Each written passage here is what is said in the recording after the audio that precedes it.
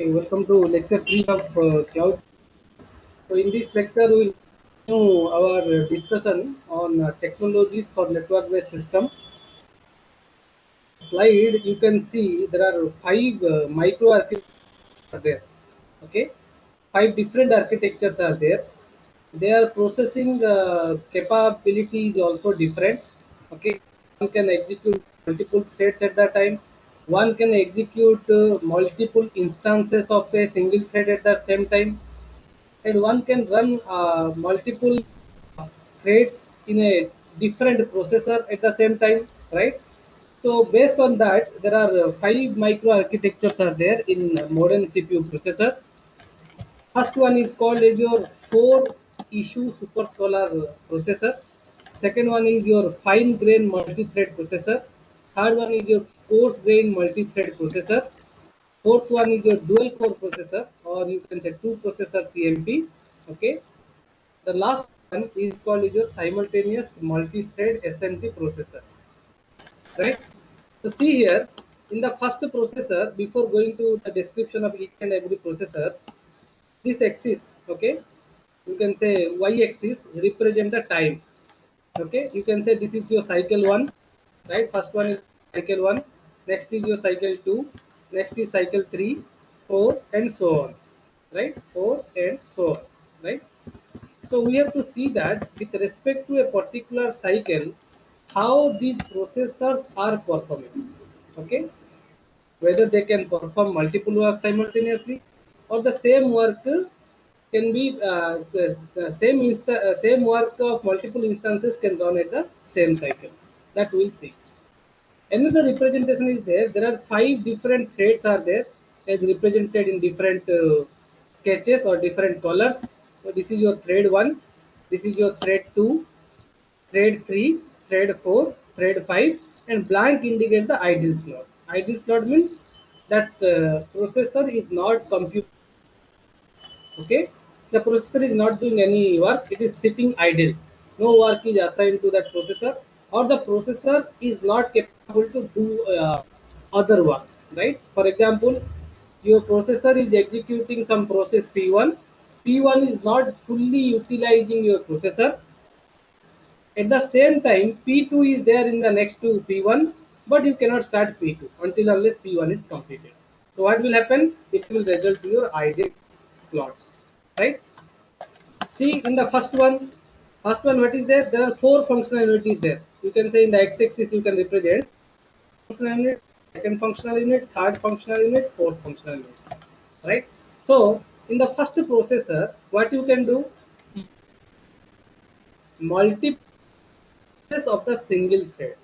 You see all the sketches are same color, right? And they belongs to your thread 1. So three instances of a single thread, because one thread may contain multiple instruction, right?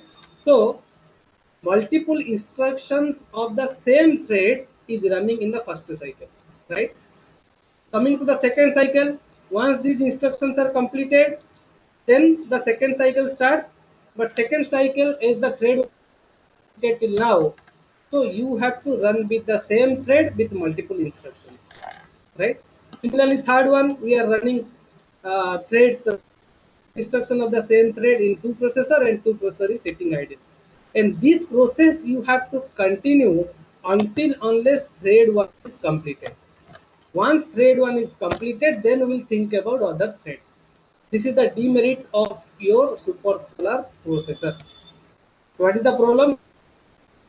Same different instruction of the same thread is executed.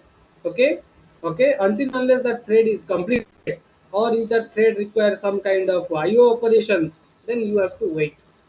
You cannot switch from one thread to another thread. Coming to the second architecture is called is your fine grained multi-threaded processor.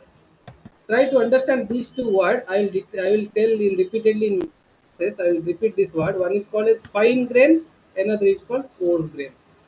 Somebody ask you what is your home address, right? You simply tell your city name, right? Okay, city name, let's say district name, and let's say name followed by country name. right? And these fields are written in a single block. Means in a single sentence, if you are writing city is, let's say, Hyderabad, district is, let's say, Hyderabad, and state is, let's say, Telangana, and country is India. So that is called is the coarse grain. Means coarse grain is providing you a abstract view. It is not going to a detailed view. In a single field, it is trying to accommodate everything. But whenever you go for fine grain task, okay, fine grain task, what will happen? You have different fields with respect to different items. For example, let's say home number is a ID. Okay, home number is a field. Let's say street name is a field, city name is a field, district is a field, and state is a field, and country is a field. Let's say pin code is another field, something like that. So fine grain is a more detailed one in comparison to the coarse grain, right? Is a more complex one, more detailed one. But coarse grain is the overall one. That is the overall difference in context of task. Fine task or fine grained job, coarse grained job. See in this concept, if fine grained multi-threaded processor is there, it is executed. See, this is your cycle one. As I already told, the y-axis represent the cycle. This is your second cycle. This is your third cycle. This is your fourth cycle. Again there is a first cycle or sixth cycle, which you can consider as a first cycle. You have five different threads. So in the first cycle, you are executing instruction of the same thread, right? In the second cycle, you are switching to another thread, not necessarily thread 1, thread 2, thread 3, in some order you are maintaining, right? You are moving to thread 3, and multiple instruction thread is executed in the second cycle. In the third cycle, you are giving chance to thread 5. Fourth cycle, you are giving chance to thread 2. Fifth cycle, you are giving to thread 4. Again, in the sixth cycle, you are back to your first one, that is thread 1. If you see this fashion, okay, you can remember one algorithm you have studied in the operating system, that is called as your round robin algorithm. What you are doing, the CPU is the CPU is given to multiple processes subjected to a particular time slice or time quantum. Okay, suppose a group of people, okay, individually want to meet a professor. Then what they will do, the professor will give 5 minutes to each and every student. Once 5 minutes is over, the first student's work is temporarily suspended. Second student will come, then third student will come. Once a round is over, the first student, if he wishes to continue ask any other thing, then he can join, right? Same thing happen in the round robin. Okay, we are maintaining a time slice or time quantum. Once the time slice and time quantum is completed, right? Then what you are doing, you are switching from one to another. Prior to time slice, if it is completed, then you can voluntarily release the resources. The same thing is done in the fine grained multi-thread processor. Coming to the third one, third microarchitecture is you call your coarse grained multi-thread architecture. What it is doing, it is switching from one thread to another thread, but it is giving multiple cycle to a single thread.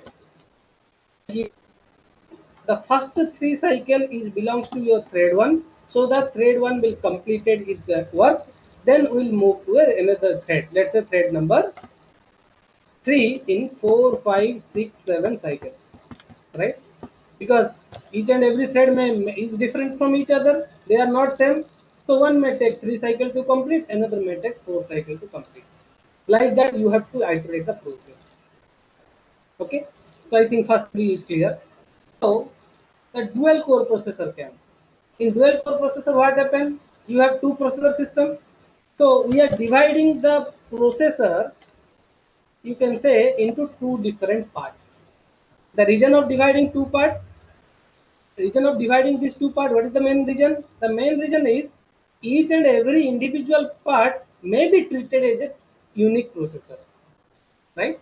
In a single home, you are dividing into two parts. treated as two home, and two people can be accommodated in that home, right? Same thing we are doing here. But if you in that case, in this case, what happened? One thread is executed in a particular core. You can see full cycles, the entire cycle you can say, until unless a particular thread is completed, that core is dedicated to a particular thread.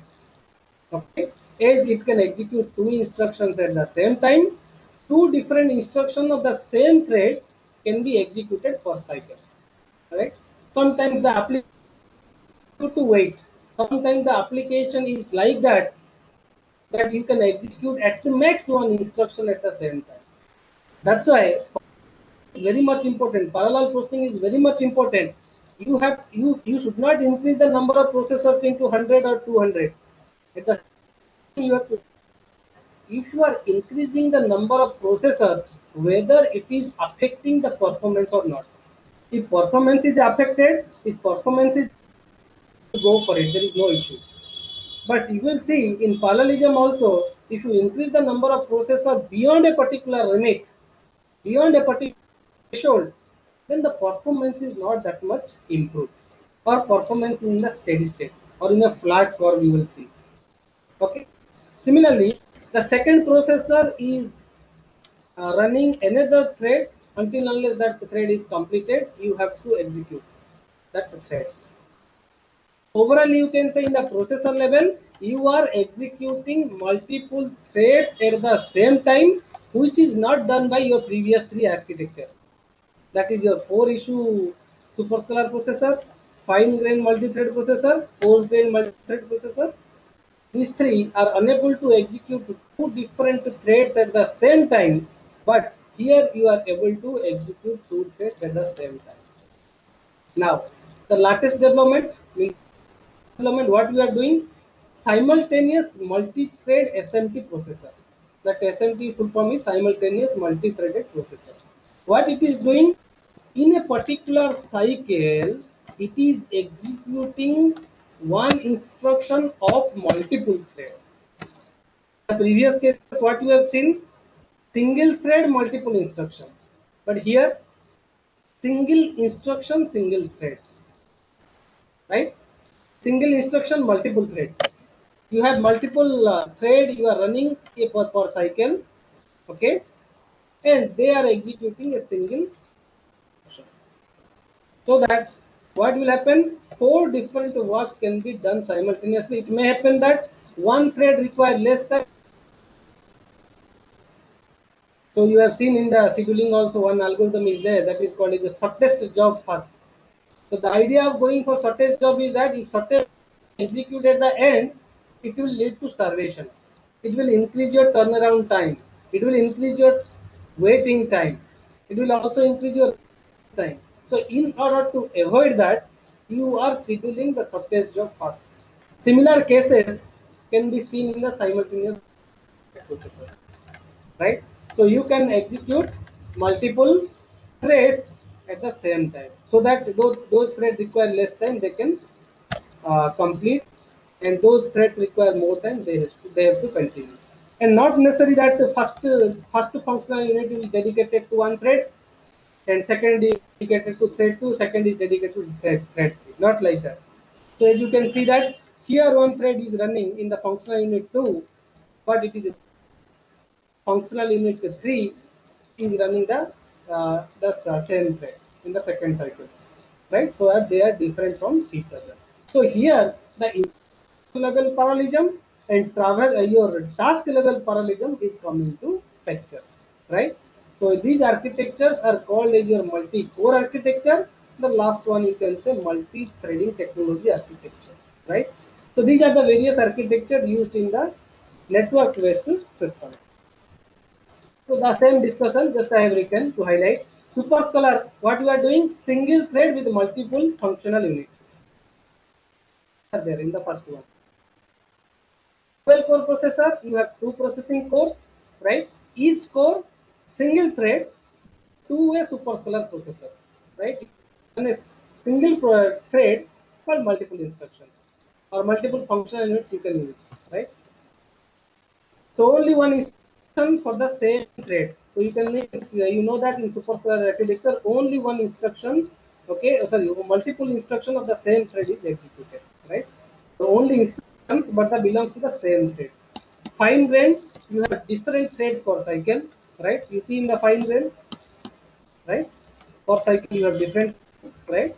Coarse grain, many instructions from the same thread for few cycles before switching to another thread. Switching to the second thread, or here thread number 3, you have to execute thread 1 in multiple cycles. Next one is called as your multi-core chip multiprocessor, that is your CMP, instruction from different thread completely, right? Last one is your SMT, instruction from different thread in the same cycle. And if there is, if the number of idle slot is more in any processor, not necessarily in SMT or not necessarily in superscalar, any processor, if you are finding more slots, you can say that the system is not working efficiently, right? So more gets, the scheduling efficiency is degraded, or you are unnecessarily wasting the resources of a particular architecture or particular processor, right? Now, last class I discussed about, I told you about GPU and CPU, right? Somebody asked what is the difference of CPU and GPU, that I will cover in this class. So GPU is more powerful than CPU. A single sentence I told, right? So if you want to know world's first GPU, okay, was developed by NVIDIA in 1999, and the name is GeForce 256, right? And if you see the configuration of this GPU, it can process a minimum of 10 million polygons per second. Some unit of execution, right? Like you are saying MIPS, GIPS, right?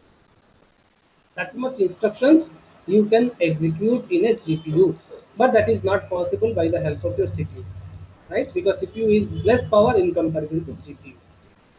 Then in a single GPU chip, like I told you, in a single processor you have multiple cores. Similarly, in a single GPU chip you have sub processing cores. That I will tell you. I will give an example. You will see how multiple cores are there in a single chip. Okay, so that each and every core can execute multiple instructions, or if they can apply the multi-threading technology to execute multiple instructions at the same time. Similarly, if you see Xeon X5670 CPU, it is only having 6 cores. Okay, so sometimes what happens, the scientific engineering application demand so much computational power, okay, so that a single GPU is not fulfill their demand. So what we are doing in that case, we are going for parallel GPU, or we are going for GPU clusters. I told you in cluster computing what we are doing. In a particular lab you have 30 computer system, you are gathering these 30 computer system to treat as a single. Similarly, GPUs can be combined together in order to call it a GPU clusters, so that each and can process a very big application. Okay, if you see the traditional GPU or a typical GPU example, core processors are attached to the CPU. Okay, and CPU instruct the GPU to execute this massive instructions at the same time. Okay, or bulk amount of instruction at the same time because it has multiple cores. So NVIDIA GPU, if you see, it is having 128 cores. To visit top500.org, there you can see the supercomputer list. There the number of cores are in lakhs. Okay, the number of cores are right, but GPU is having not that much power, or you can say you can combine a set of GPUs in order to say that we can achieve the power of a supercomputer. So GPU is having 128 cores. In each and every core, you can go for multi-threading concept. You can run 8 threads at the same time. So you can say total 1024 threads can be executed at the same time. Right? See here, the example also says the use of a GPU along with a CPU. CPU is also there, GPU is also there, right? For massively parallel execution in hundreds or thousands of processing cores. Each and every processor is having different. Each and every processor is having different, and multiple processors are also there in a single chip, right? That's why it is saying multiprocessor one, multiprocessor, n number of multiprocessors are you, so that it can execute massively parallel instructions. This is a typical example. Now the idea will be clear. Hello. So this is released by Hello. NVIDIA, right? NVIDIA Fermi GPU built with 16 streaming multiprocessor. For streaming multiprocessors that we called as SM. Total number of streaming multiprocessor is 16. So in this figure, you are seeing only one SM. Number of SM represented in this particular slide is only SM. See, in a single SM, what you have? Multiple cores. How many cores are there? If you count, the number of cores are nothing but this is 4, 4, 4, another 4, right? Total 16. 16 in this side, another 16 in the this side. So total number of 32 cores are there in a single SM. That is single streaming multiprocessor. So imagine total number of your streaming multiprocessor is 16. So 16 in 32 cores are there. Right, this is a typical example. Nowadays you have powerful machine. These are old statistics. So they are connected. These cores are connected. They just like you can say this is a type of array of processors or array of cores, right? So you can give individual instruction to one and every individual core. You can run the work simultaneously. That's why I told you parallel programming is required. To make all the cores as busy as possible, you need parallel programming. But if you go for sequential programming, where one instruction is dependent, even first 32 or 16, that is of no use, right? That's why your MPI is a popular programming language, okay, where you can do such type of parallelism. Okay, so this is a simple example. I'm not going to other parts. Other parts you can explore. Okay, so each your SM streaming multiprocessor is it can hold up to 512 streaming processors are there, right? Each SM, okay, each unit can consist of your 512 streaming processor, okay, called is your CUDA cores, right? If you see the in 2010, the fastest supercomputer is Tihane 1A. Now 2A was released. What we have seen in the last class. So it is having 448 CUDA cores. One single CUDA core has so many processors. Imagine 448 CUDA cores are there in order to execute the works parallelly. Okay, but here we are representing only one pure streaming multiprocessor, right?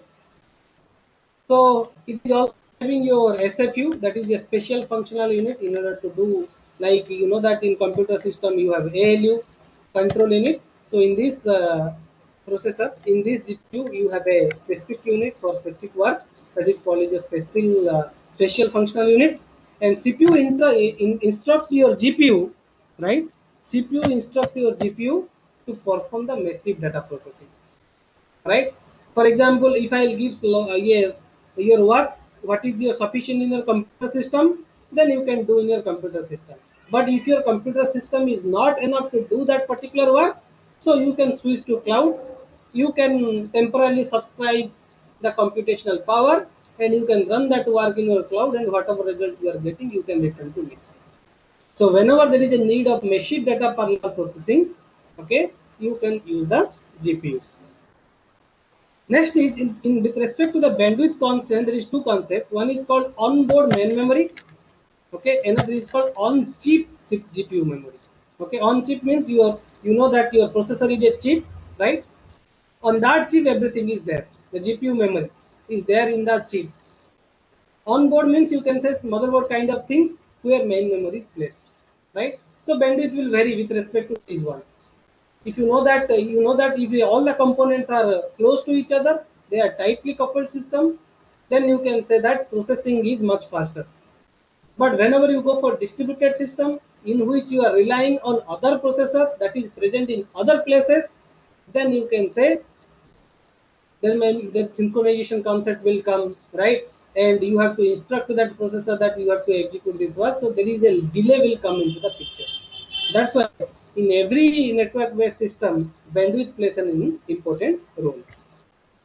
It is a clear-cut example, a comparison of three things. One is called your exaflop system, which is much more faster, right? Which can execute your 60 gigaflops per watt per core, right? Which is represented in top line.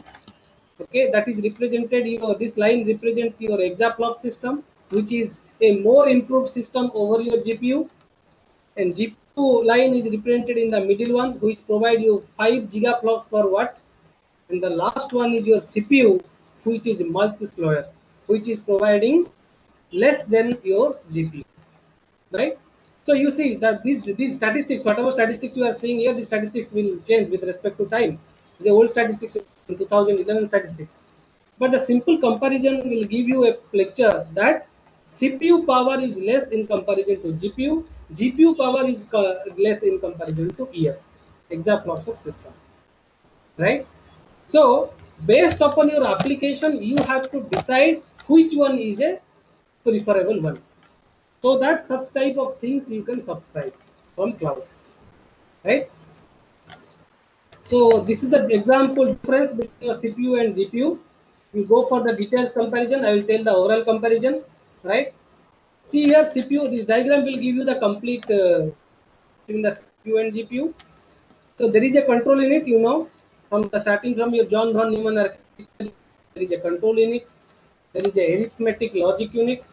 So in this case, you have multiple arithmetic logic unit, and there is a cache memory, or you can say there is a control unit, and there is a memory, something you can say main memory or some extra memories are also attached to your CPU. Okay, what is the difference between these two picture? That will give you a proper comparison of CPU and GPU. If you see that in GPU, more space is given to your ALU, and if you see this color is represent control unit, this is in, represent your cache memory, which is given minimum one in the GPU. Okay, so you can say this is called as your array of ALU, right? Just like a 2D array, you know that there is a row and column we are dividing. Okay, the same thing we are doing in this GPU. We are giving more space to ALU, less one to your control unit and the cache. So if you go for CPU has the density is low. Okay, so in the computational power is also low. But if you go for GPU, its density is more, means ALU density is more, so that it can execute more instruction at the same time, right? Another, if you see the here there is a the control logic is complex, but here we are using high computation per memory access. Okay, so multiple instructions you can execute in each and every area, right? That's why I'm saying GPU is more powerful than CPU, right? You are using cache. I told you in the last class we are using L1 cache, L2 cache.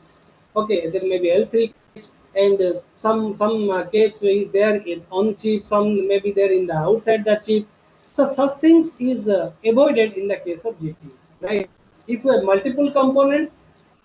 Okay, so interfacing each and every component or communication between each and every component will lead to what is the communication problem.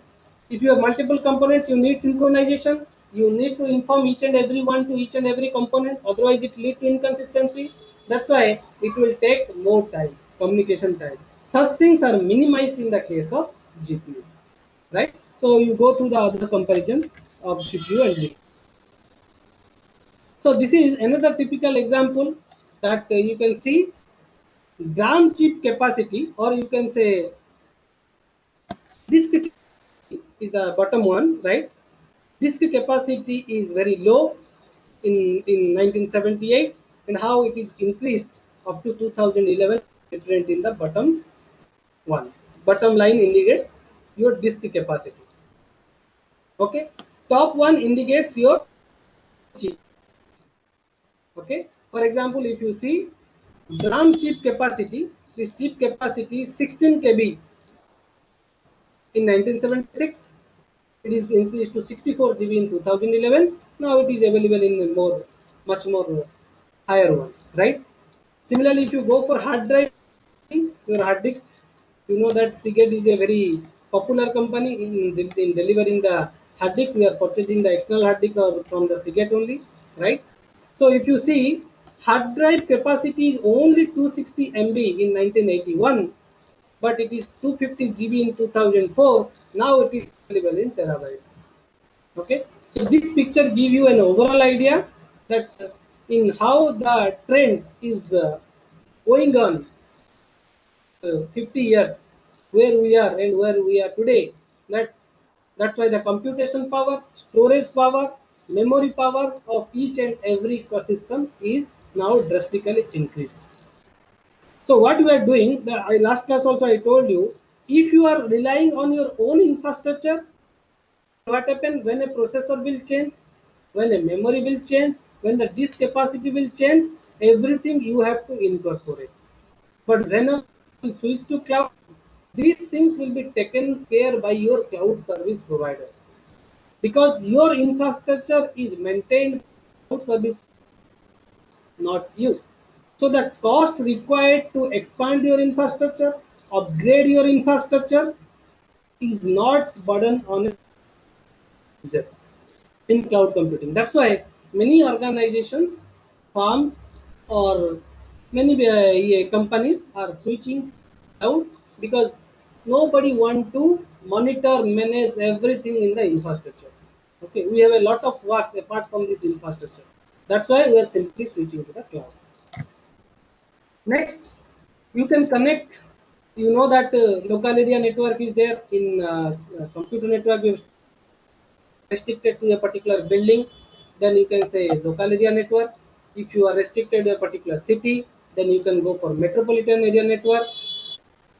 All over the world, like www World Wide Web, then you can connect through your one, right? Metro, it's a multiple metropolitan area network is can bring you a new thing that is called as a wide area network. Similarly, whenever such systems are need to connect, so you can use different terminologies. For example, you know client is nothing but your personal computer, or you can say single workstation. You want to connect to a big server. Okay, you can see here big server. So server has more computational power than your machine. Workstation has more power than your personal computer. So we are assuming this personal computer and workstation belongs to a client host, and that client host want to connect to a big server. So what you need in this case, you need your local area network. Similarly, if you concentrate on a particular data center, the data center is having a typical data center is having 1,000 servers. The server need to connect to a network storage, and this network storage is nothing but the disk array. How connect? They will connect through a storage area network. So with respect to this network, the type of interconnection devices required is different. They are bandwidth required. Some may use 10 Mbps, some may use 100 Mbps, some may go in 1 Gbps also, right? Similarly, if a client want to connect to a particular storage, if a client host directly want to connect to a network storage or disk, they are using a network attached storage, that is called as your NAS. So with respect to your type of connections, or with respect to the type of interconnections required, or with respect to the bandwidth requirement, with respect to the how much data you can transfer from one unit to another unit, you have to decide that which network is best fit for your application. Next, there is a concept that is called as virtual machine. Why cloud computing is popular in today's market? Cloud computing is popular due to the virtualization technology. What virtualization technology brings you? Virtualization technology says that you can create multiple virtual machine on top of a physical machine. You can create multiple virtual machine on top of a physical machine. What do you mean by a physical machine? Our computer system is a physical machine. Workstation is a physical machine. Server is a physical machine. Group of server present in the data center is a physical machine. The same physical machine used by multiple people by creating different virtual machines. Like in your smartphone, you have multiple apps. Multiple apps are sharing the same storage space, whatever available for mobile phone. Or you have one concept in the operating system or in computer organization that is called as your virtual memory. Virtual memory is not a actual memory. There is nothing called virtual memory in real world. Virtual memory is a concept. What this concept says that you can write as big as program as possible subjected to your size of the physical memory. Then what you can do? You can divide that program into small chunks, right? And you can use the swapping concept, that is swap in and swap out concept, in order to load into memory. Main memory, you process it. Once the result is set, you can remove it. Another process you can load. Like that, you can do it. That is the role of virtual memory. Similarly, in this context, what we are doing, we are going for virtual machine. Virtual machine, what we are doing, we are creating on top of the physical machine. Each and every virtual machine may belongs to different clients. For example, 2 3 clients requested you for a particular application. They want to deploy the application. The same application, if it is possible, okay, or if it is feasible to accommodate in a single physical machine, so they can share the same physical machine.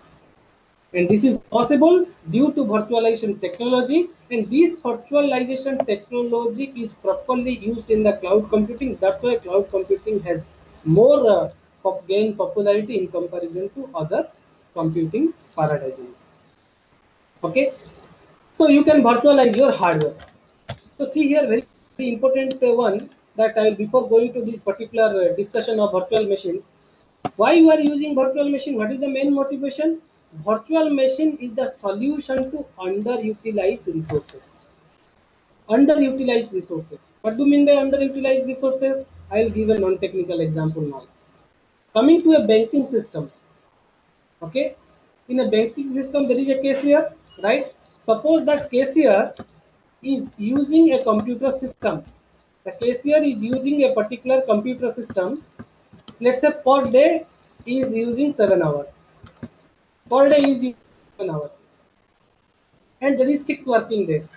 If you multiply 7 hours with 6 day, how much you will get? You will get total number of hours he is using the system for 42 hours. Okay, it is in the maximum case. Nobody uses 7 hours per day. Okay, because there is a lunch break. Sometimes there is no customer is. We are going for a rose case analysis, right? So if you see in a particular week how many hours are there, you know the total hour is 24 into 24 into 7 is related to, if you calculate it, it's 168 hours. So how much resources is utilized by that case here? That is nothing but 42 divided by 168. Lead to 0.25, which if you convert into percentage, that is called the 25%. So we are using only 25% of the resources if we concentrate in a single physical machine. Okay, concentrate the same example if you generalize to the data center, the same example if you generalize to a server, you will see that servers are not utilized properly. So what is the solution? The solution is that how we can increase the utilization of each and every resources by adopting the virtualization technology. Okay, if you adopt this virtualization technology, what benefit you can get? You can get application inflexibility. If it is there, it can be removed. Software manageability will not be there because that will be taken care by cloud service provider. Security aspect will be taken by the cloud service provider. So these virtual machines or this virtualization technology is a single solution for your multiple problems, right? And these virtual machines also will give an important feature that is called as a single system image. What single system image says? For example, I am a Flipkart user.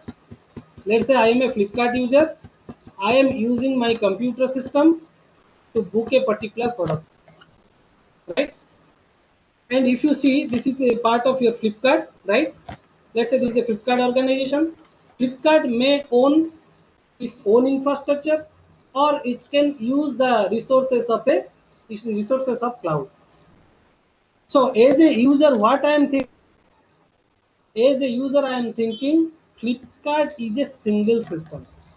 But if you go inside the Flipkart system, you can find multiple number of servers there in order to handle massive number of users who are accessing Flipkart at the same time. But if you show that much complexity to the user will never enter to your system. That's why there is a feature that is called is a single system image, which says that for a user, the entire system should look like a single system. User don't want to see what is your complexity. User don't want to see what is the flexibility you are giving. User don't want to see how you are managing the resources. User don't want to see what kind of security features you are giving. Simply user will give tell that security should be enforced. How you are maintaining the security, user should not care. If the data leakage will be there, then the security features will be violated. Then the user will claim a particular thing. Right? So for user, what happened? This things is treated as a single system image. Now come to this particular picture. Now clear.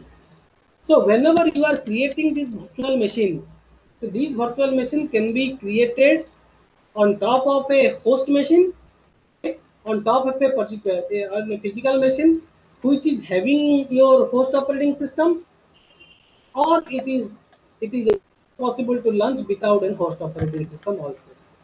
That's why the number of types of virtualizations are there in cloud computing, right? See here, like your operating system, the entire space is divided into two space. One is called as your user space, another is called as your kernel space. So whenever you go for a physical machine, we have hardware, like our computer system, we have hardware. On top of the hardware, I am installing the operating system. An operating system coordinates the user with your hardware at very vast definition written in the OS book. Okay, operating system book. It coordinates, it controls, it manages the hardware with your applications, which is given by the user. So applications are installed on top of the operating system. Once operating system software is done, you can run different types of application software on top of your system software. Come to the second one. Now there is a new concept that is called as VMM, called as your virtual machine monitor, also called as your hypervisor. Try to understand this concept. Next one, the point onwards, I will call hypervisor or VMM alternatively. What hypervisor doing? Hypervisor creates the virtual machine, okay, and manages the virtual machine. So what we are doing? Instead of going for a operating system, I am going for a virtual machine monitor, that is your hypervisor. On top of the hypervisor, I am creating a guest operating system. And once the guest operating system is done, you can deploy guest application on top of the guest operating system. Such type of things are called as your native virtual machine. Try to understand. Another example I will tell. If you have not understood, you will clearly understood. Like whenever you switch on your computer system, it is asking two things. If you have installed a different space of your computer system, it is asking, would you like to go for Linux or your Windows operating system? The space located to your Linux system, the space located to your Windows system is completely different in this case. That's why it is asking Linux system or Windows system. So in this case, you can treat these two systems as a host operating system.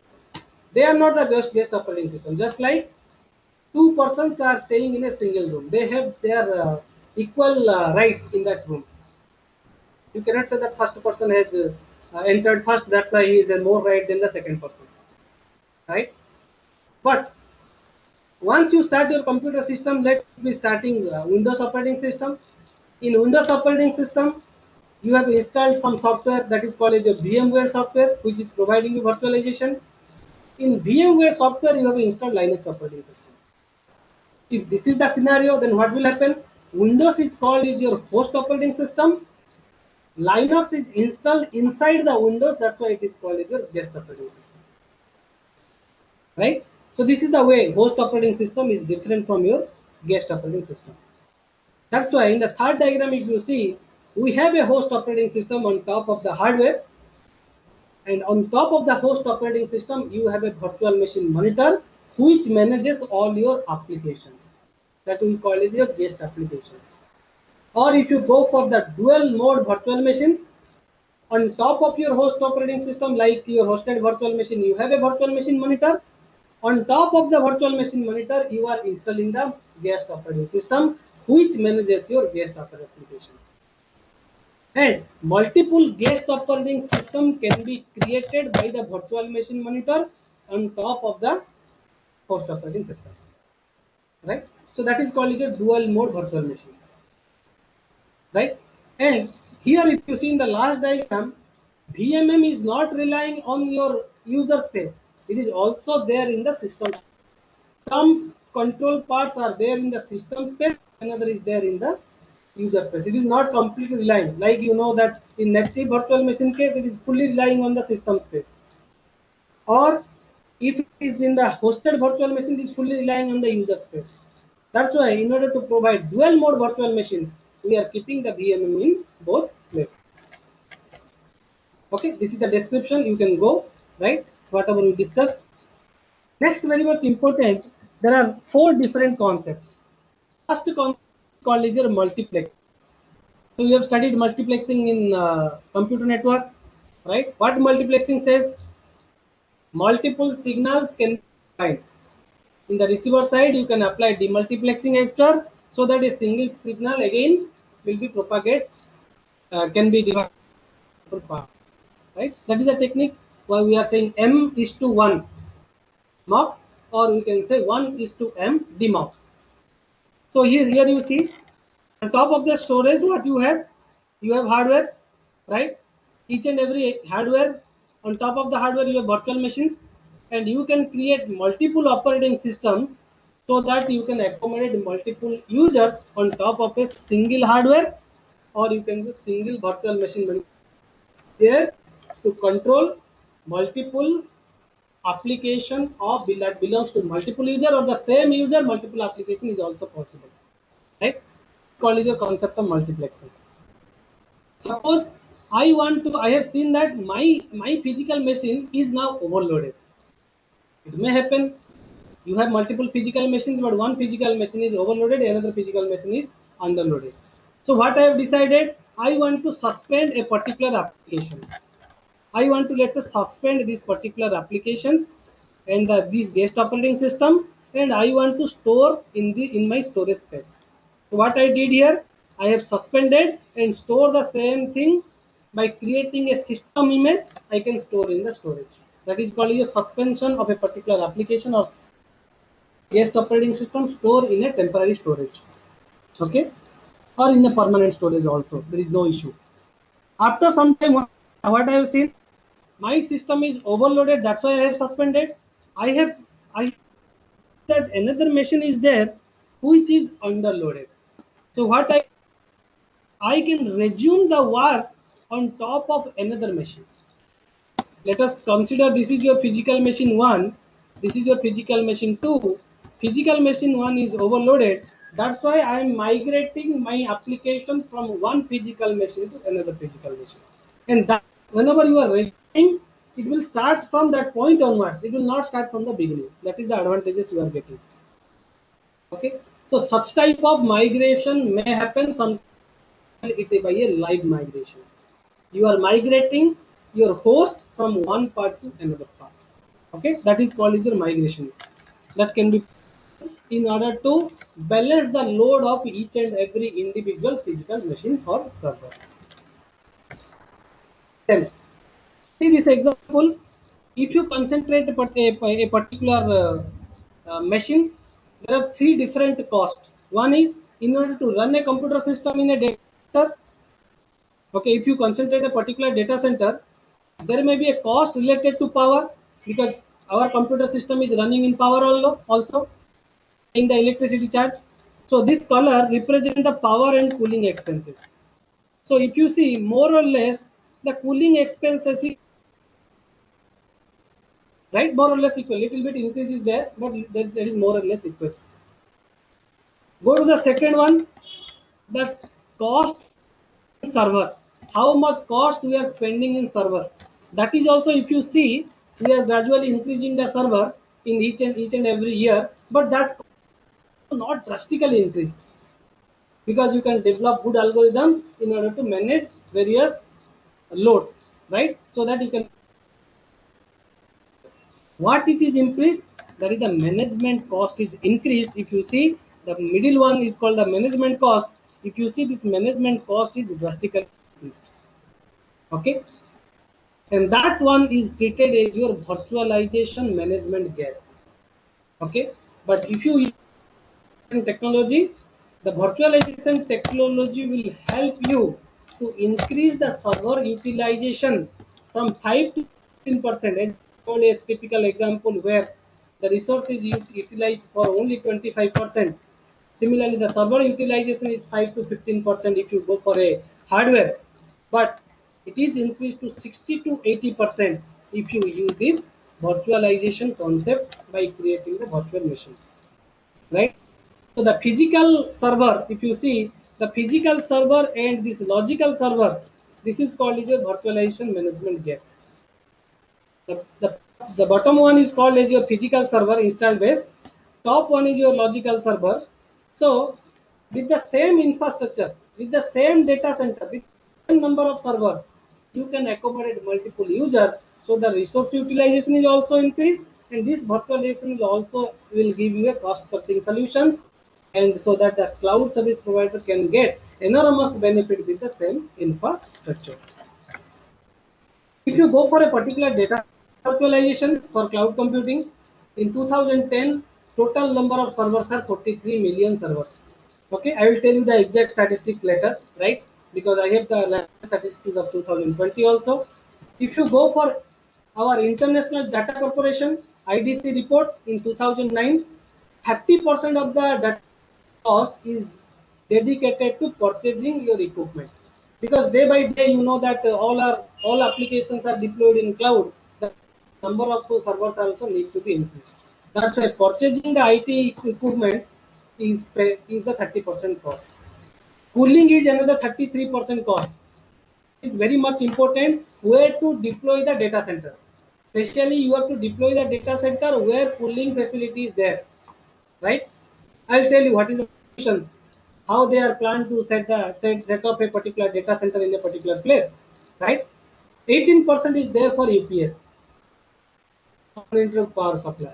9% is there for computer room air conditioning. 7% is power distribution, and others are your non-technical things. This much we are spending in the data center. So we have to see that there are two major factors are there here. How, whatever the cost is there to purchasing the IT infrastructure, that is 30%. Cooling is another 33%. How you can minimize these 2% so that the overall cost of the data center can be minimized. So we'll stop here for today's class. So next class we'll go for the next point of discussion, the system models for distributed computing.